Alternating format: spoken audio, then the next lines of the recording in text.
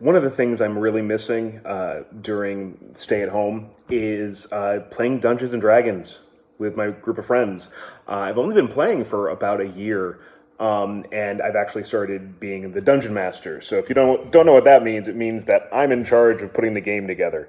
I'm the boss of the game, and I was thinking about the different sort of styles and ways that people run their Dungeons and Dragons games.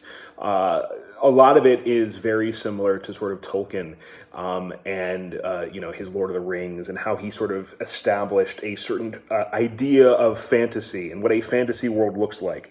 And so a lot of people and a lot of companies will make products or make games that are set in worlds very similar to the ones that he created so many years ago. And I realized that when I started DMing, people who were my players were a little surprised at how I did things differently.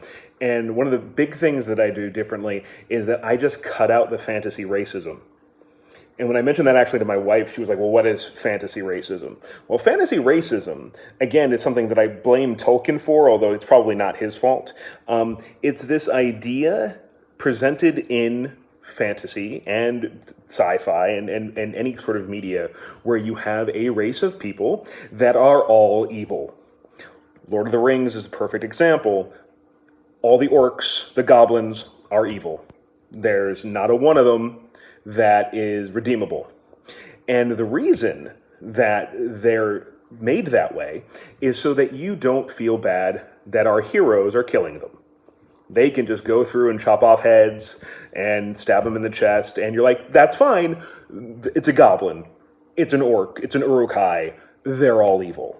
And it's one of those things where it's just like, I have no interest in sort of playing that because it isn't realistic to me. And that's funny because I've talked to other DMs and they're like, well, we would like to include a certain amount of prejudice and racism within the world of the game that they're setting up because that racism and prejudice exists in our world.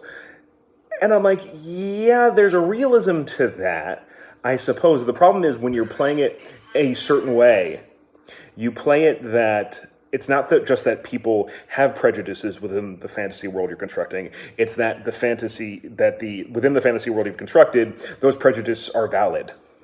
And that's the problem. In Dungeons and Dragons, although they've taken steps in recent years by creating, you can be player characters that were races that were previously viewed as only as monstrous races. You can have a player character that's a goblin. You can have a player character that's a hobgoblin. You can have all of these characters that previously, when you play Dungeons and Dragons, you're going to expect you're going to go and kill some goblins because in the handbooks it says goblins are evil. Goblins are chaotic evil, and that's what they are. And if you go and you kill some, well, you're an adventurer, and that's what adventurers do.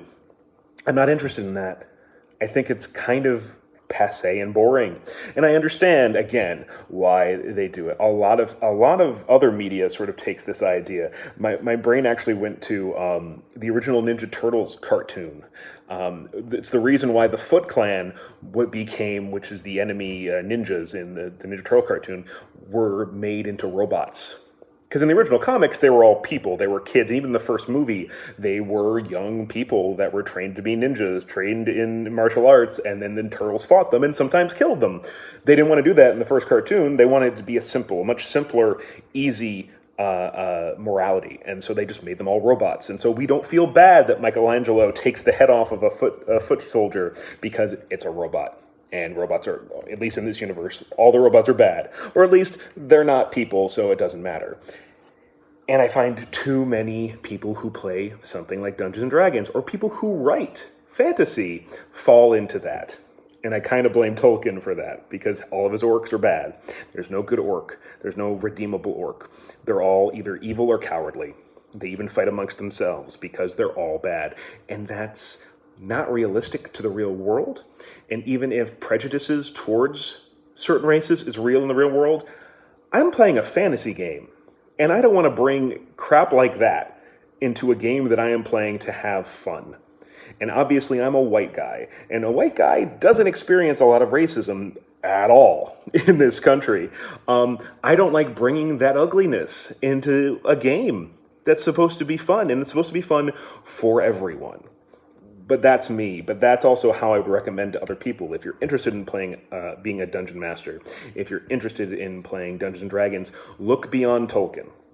He may or may not have intended to do what he did, but I think when he created this one race of beings that are all evil, he opened a Pandora's box that allowed for fantasy racism to flourish. And I think we should nip it in the bud, quite frankly. Anyway, my brain's going all over and thinking about stuff like that because I can't play, and so I can't talk about it with people who I'm actually playing with. So it's 6:55 on April the 4th. I am Chris Morse. This is the Morse Code, and I will see you tomorrow.